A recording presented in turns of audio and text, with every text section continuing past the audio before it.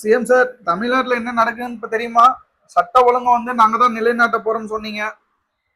வந்த ஒரு 100 நாள்ல மிகப்பெரிய சாதனையை படைச்சிருக்கீங்க சிஎம் சார். வாழ்த்துக்கள் சார். உங்களுடைய 100 நாள் ஆட்சிக்கு சட்டம் ஒழுங்கே சாட்சி சார். வந்த உடனே வந்து பல பாலியல் குற்றங்களும் உங்களுடைய நிர்வாகிகளும் நிறைய பாலியல் குற்றத்துல சிக்கினாங்க. அதே போல பல தமிழ்நாட்டுடைய சட்டம் ஒழுங்கு சீர்கெட்டு போயிருந்துச்சு. எங்கன்னா வெட்டு குத்துன்னு கொலை கொள்ளைன்னு சொல்லி பல மோசமான சுச்சுவேஷனை கடந்து வந்துச்சு தமிழ்நாடு. அப்பாவி மக்களுக்கு தான் இப்படி நடந்துச்சுன்னு எல்லாரும் நினைச்சிட்டு இருந்தாங்க. ஆனா இப்பதான் தெரியுது உங்களுடைய கட்டுப்பாட்டு கீழ் இறங்கும் காவல்துறைக்கே பாதுகாப்பு இல்லைன்னு.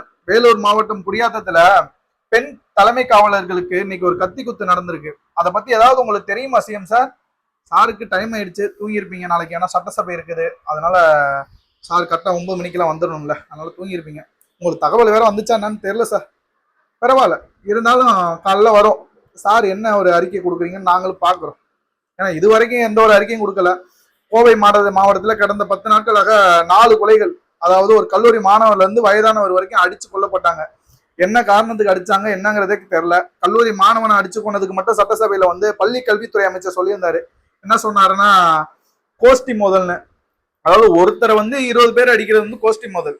அந்த ஒருத்தர் 20 பேர் எப்படி அடிச்சாருங்கிறது மட்டும் தான் சொல்லல, என்ன அறிக்கை கொடுக்கல. ஏன்னா இப்பெல்லாம் வந்து சட்டம் ஒழுங்கு தமிழ்நாட்டுல ரொம்ப படும் மோசமாக சீர்கெட்டு போய் கிடக்குது சிஎம் சார். நீங்க தான் சொன்னீங்க முந்தைய ஆட்சியாளர்கள் வந்து தமிழ்நாட்டுடைய சட்டம் ஒழுங்கு ரொம்ப மோசமா இருக்கு, நாங்க தான் வந்து நல்ல நிலைநாட்ட போறோம் அப்படின்னு சொன்னீங்க.